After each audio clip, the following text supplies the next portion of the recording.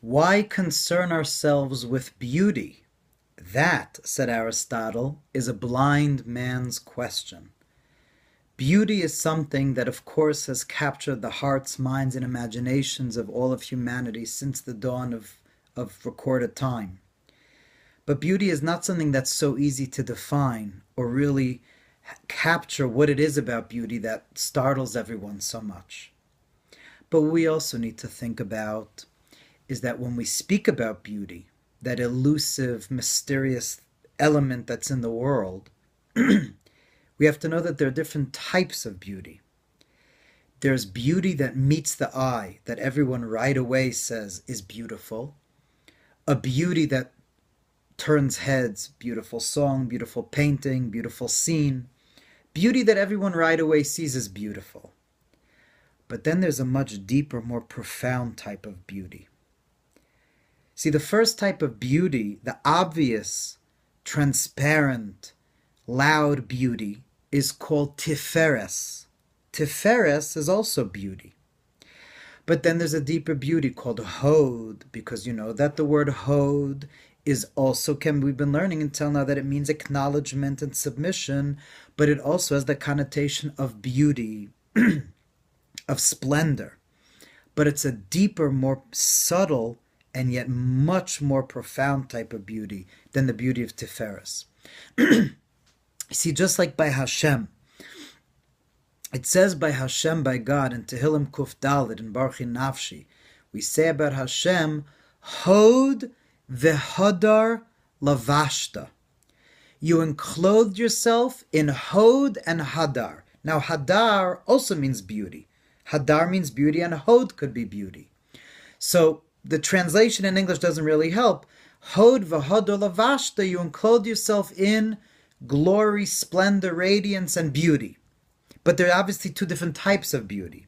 Or like we say in Ashrei, Hadar kvod hodecha, the glory of your splendorous, whatever, your splendorous glory.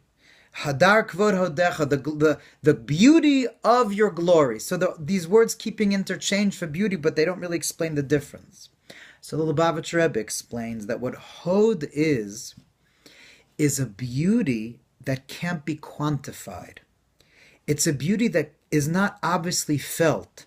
It's a beauty that comes from a radiance that transcends what meets the eye, a deep inner beauty. You see, by Hashem, Hashem's Hadar, Hashem's openly revealed beauty is the world. The fact that he creates worlds, that he encloses himself in manifesting in all the beauty that's in the world. And the world, nature, is very beautiful, and everything that God did is the Hadar, like an esrog is Priyetz Hadar, that openly beautiful thing that we feel to be beautiful, that's the world. But Hod is Hashem's essential radiance that's not openly felt. If we would, so to speak, in human terms, the aesthetic philosophers Edmund Burke and Immanuel Kant spoke about the difference between the sublime and the beautiful. The obviously beautiful, but then there's the sublime beauty, which is, everyone knows that a sunset, mountains, beautiful hills are beautiful. But what about life itself? What about existence itself? There's a glory and a splendor to existence itself that's a hod, that's not openly felt. It's not an obvious beauty. The hod that's the type of beauty that shines from the face of somebody that has deep wisdom. Hod is that beauty that shines from a person that has a deep felt integrity.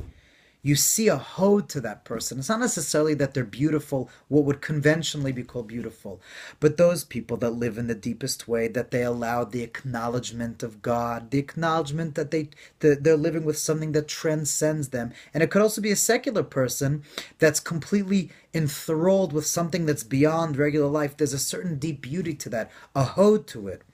The profundity that's in an idea, a movement that's so deep and profound has a hod, an inner essential beauty.